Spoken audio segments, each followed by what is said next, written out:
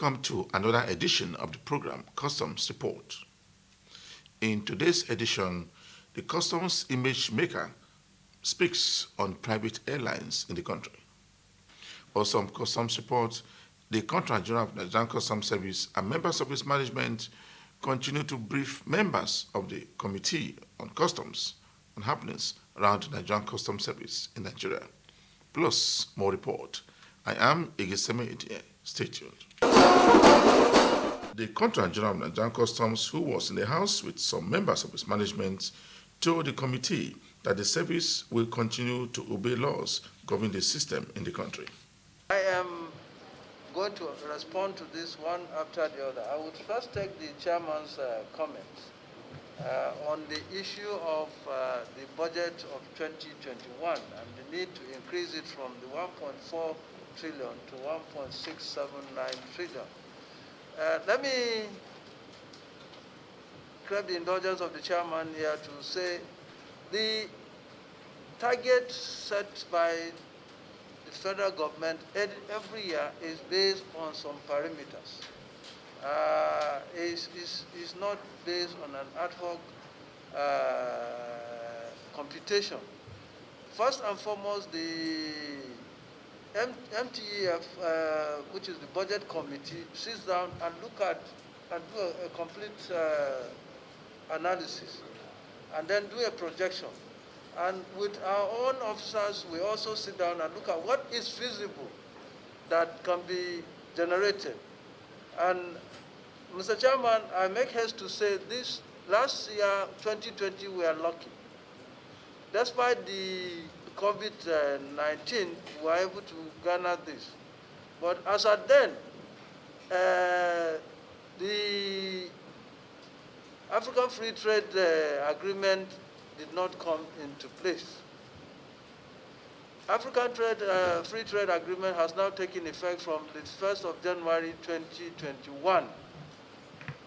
And that agreement is geared towards zero duty for all imports coming from member countries within Africa. Imports coming from countries within Africa is a significant percentage in the collection of duty we do.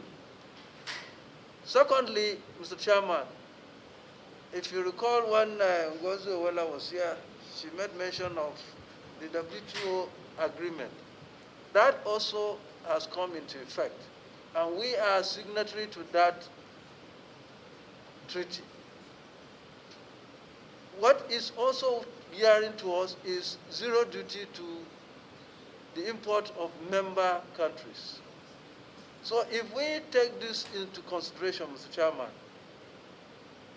and I also want to say here that the COVID that we are praying assiduously that COVID subsides. The vaccine is getting on and very well, although many Nigerians are shying away from it, from what I gather. But hopefully, very soon it will pick up and most of us will be vaccinated and protected against this pandemic. But we must also make sure you understand that a lot of industries outside Nigeria have suffered tremendous injuries with regards to the COVID. So picking up and really producing and of course for our own people to be able to buy these things will take a longer time. So putting all this together, Mr. Chairman, and then when we look at the target, we would crave the indulgence of this committee to understand that we rather trade on fair ground than to be in a haste. We need to take it slowly. 1.4, the last time when the COVID came into place, the government decided to reduce that budget to 1.3 trillion. By God's grace, we were able to get 1.5 total collection. So it is also our hope that if we get anything above 1.4, it will reflect in the collection. But I don't want us to set the target too high, and then at the end of the day, we find it difficult to meet, and we feel somehow that we have not been able to perform. But there are variables, intervening variables, that I want you to take into consideration. And this agreement, by when they fully take effect, they are really going to eat much in our own collection, because there will be zero duties. And we cannot enforce it beyond that. We must allow these things to come at that level.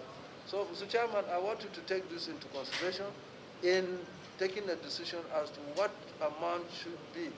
And I feel that we should return the 1.4, and if anything in the course of the year allows us to collect anything more than 1.4, it will be reflected just like it was reflected in 2021. But I don't want us to be too ambitious, only to fall far short of what is expected. I think the morale of the officers will be sustained if we are able to either meet the target or equal this thing. But if we begin to fall far below because the target is set so high, then there will be a problem. So I appeal that we look at these variables and consider the issue of raising the budget, the target to 1.6. We will return to 1.4, and I assure you anything collected beyond 1.4 will be reflected just like it is reflected in 2020. The Assistant Controller General of Nigerian Customs Service and also the Commandant of Nigerian Customs Staff College in Abuja has said the college will continue to train officers throughout the country and also custom officers from other African countries, including foreign countries.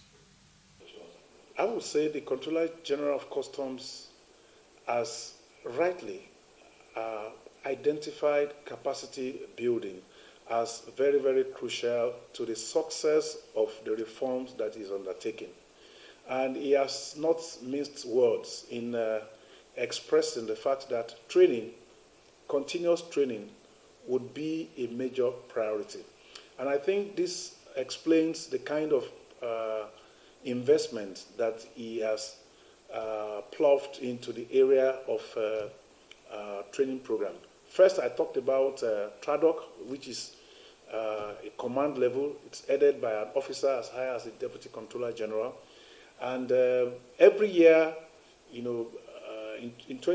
this college has been in place since 2011, but it was not until it became CG that he pursued doggedly the commencement of command and staff courses. What we were doing before were short-term courses organized by the WCO and all these other agencies.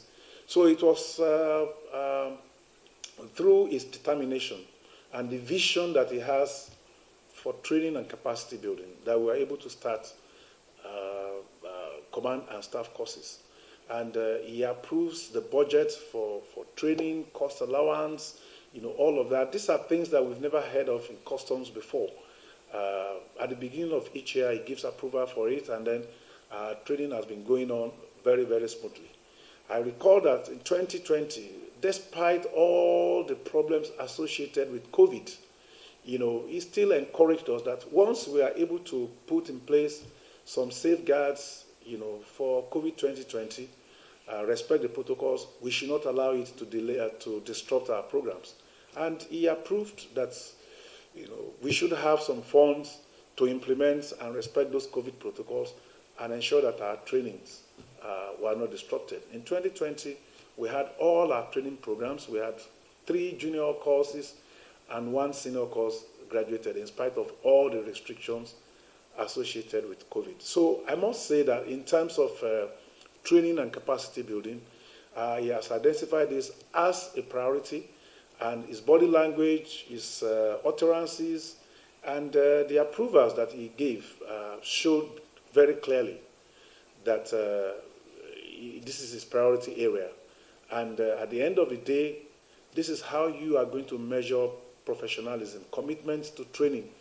And I'm happy that the visiting Director General of the Customs Administration of Central African Republic alluded to this today, that, where he has visited, the 3 commands he visited, and the training college that he came to today, that he has seen that, the level of professionalism, the level of discipline can be traced to the kind of investment that the Controller General has made in the area of training. So we say a very big thank you to him, and we appreciate what he has done for us.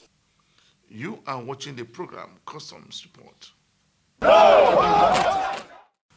The Nigerian Customs Service said that remitted a total of 1.4 trillion naira into the Federation account in 6 months.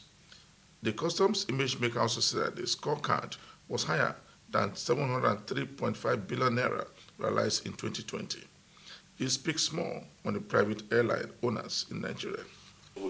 Well, the sole point of our relationship with stakeholders is what we see mostly along our land borders. When we have some fellow Nigerians who would rather choose to align themselves to the smugglers than to the law enforcement agencies. We are aware that some of these people collect handsets to give information to their paymasters. Sometimes they buy machines for them, motorbikes for them. They ride these motorbikes carrying nothing, so you have no reason to arrest them. But they are moving around to check and monitor the movement of our patrol teams, and then calling smugglers and telling them not to follow this road, follow the other road. You bust out of this place and you hit the highway. And these are the kind of people you see them in the town, and when customs, upon credible intelligence, go after them, people will be saying, where were them when this thing passed? If they have done their good job, this thing shouldn't have gotten into the town. But the fact remains that the status of a smuggled item does not change because of its location. If it's a smuggled item, it remains a smuggled item. And the law empowers customs operatives to trace this thing to wherever it is stored, break open, and evacuate. And if possible, arrest the smuggler. But our experiences have been that anytime we do this, you find a situation where some misguided youth will be mobilized to begin to attack our operatives. I recall with sadness the killing of our 3 operatives in Port Harcourt, the killing of our operative in Idiroko, and the maiming of our officers across different commands. So these officers are armed.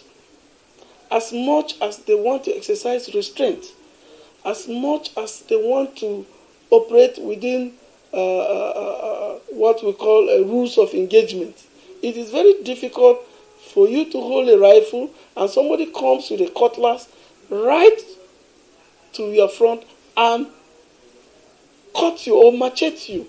It's difficult. Apart from the fact that it's a suicidal attempt, even if somebody is not armed and you come with a machete to cut him, he's likely to take a stick or anything he can find to hit you with it. And these are avoidable situations. No reason justifies the taking of life.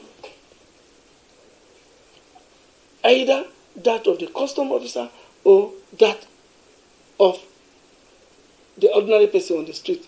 No reason. So we call on parents, traditional rulers, opinion leaders to talk to these people. Violently attacking armed operatives who are out to perform their statutory functions cannot be the way to go. It yields us no positive results on both sides. Even if no life is lost, when you sustain injuries, you are not able to go tomorrow to fend for your family. You are putting the future of your children on the line. Already these officers, by reasons of signing to this job, are already putting their lives on the line in the interest of the nation. And that is because it's a call to duty. But do not make it worse for them. There is a need for us to understand that anytime you are supporting the smuggler against the custom officer, you are supporting your enemy, because the activities of smugglers are just aimed at ruining the economy of the country, ruining opportunities of jobs, ruining opportunities for factories to spring up that will create job opportunities for your children who will graduate tomorrow or those who are already graduated at home looking for a job. Some are bringing things that can compromise national security. You never get to know who will be hit on the highway tomorrow. If not you, it could be your wife, it could be your father, your mother, your brother or sister or friend. So when customs are coming down hard on smugglers, the least we expect from our fellow citizens is to support us or to provide information about their movement to us. A total of 3.3 billion naira worth of consignment was impounded by Nigerian Customs Service of Federal Operation Unit in Nigeria. The acting controller, a deputy controller, said that the unit also arrested 22 suspects alongside with some of the seized items. 84 different brand of vehicles, and they were all loaded, fully loaded, with 50 kg parboiled rice, and they were all being brought in through two borders. One is Oyo as well as Idiroko axis. This is where they were all being intercepted and brought down here. The drivers are actually under the employment of this company. Of course, yes. One of them is. In addition to that, Yeah, one of them is already in our custody. Where does he work? In fact, he works in one of the companies, and he is here, and the investigation is still on. We may get to the real owners and their mission. so I would want to ask, most of these vehicles, are they smuggled vehicles as well that are used to smuggle rice, in addition, as in they will say double wahala for dead body, so to speak, They are all smuggled vehicles, inclusive the rice. And that is how they were being brought into this country. And this is how we intercepted all of them. And now we brought them all to this place. And I'm happy to showcase all of them so that the smugglers will see and they should take lessons. It's nothing but fertilizer. That should tell you the danger with the smuggler. It's not only rice, not only contrabands they have been carrying. They are at the same time fond of carrying out fertilizer from here to the Republic of Benin. And this is where we intercepted this. So Now, you see all these seizures I showed to you now. We have 23 suspects attached to these seizures. And 12 are on administrative bail. They have secured bail. Now, the 11 are still under our custody here. So you can now see smugglers are always bent on these their activities. But smugglers should quit smuggling. This is my advice to them. Because smuggling is dangerous. And if they don't stop smuggling, we will continue to clamor on them. And we're there. So what does the law say about these fertilizers that you seize? In fact, even you and myself, we know that the danger of smuggling of fertilizer is too much. Because today, all we are after is to see that we have enough food for our country. We don't want to rely on anybody, neither any country. We'll sustain and we'll feed ourselves. And if we allow these people to be now taking out this fertilizer out of this country, tell me, how will we succeed in our mission? So we are out there for them and we'll continue to do our own job. They should, as I said, quit from smuggling. Of the 122,000 liters, 116,000 liters, that is 4,640 jerrycans at 25 liters each, was intercepted and seized on Friday, 9 July 2021 at Tosovi Sea Beach, Seme Badagry. As you can see, this volume of PMS was meant to be smuggled to Benin Republic, if not the vigilance of our own operatives. Once they got credible information, they promptly swung into action. We need more of such information from members of the public. Our operatives are always ready. The Nigerian Customs Service Area 2 in Rivers State has collected 78.17 billion naira revenue generated between the month of January and June 2021. The Customs Area Controller said that the figure passes the collection of 2020 between the same period of January to June 2020.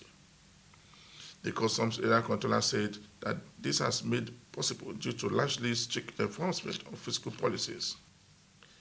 He stated further that the command will further implement government directives on trade in the country.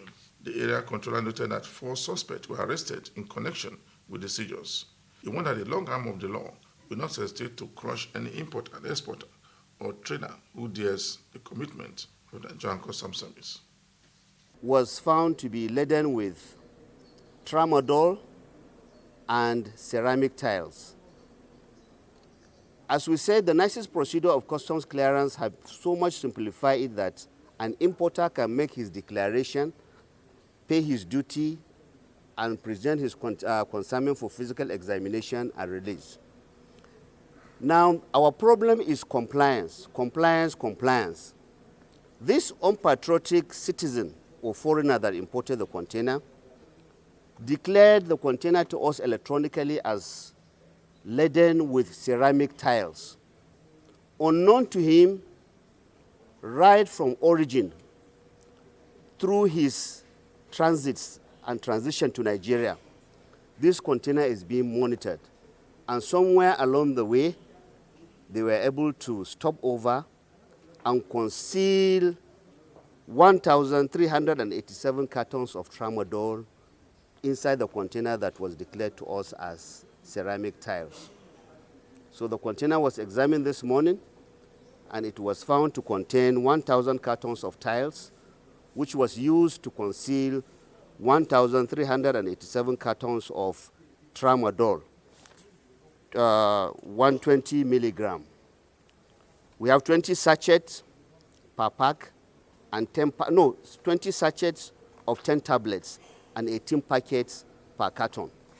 Behind me here is a total of 1,387 cartons of tramadol. Inside the container, we have the 1,000 cartons of the ceramic tiles. Both the tramadol and the ceramic tiles have been seized. The container is equally seized.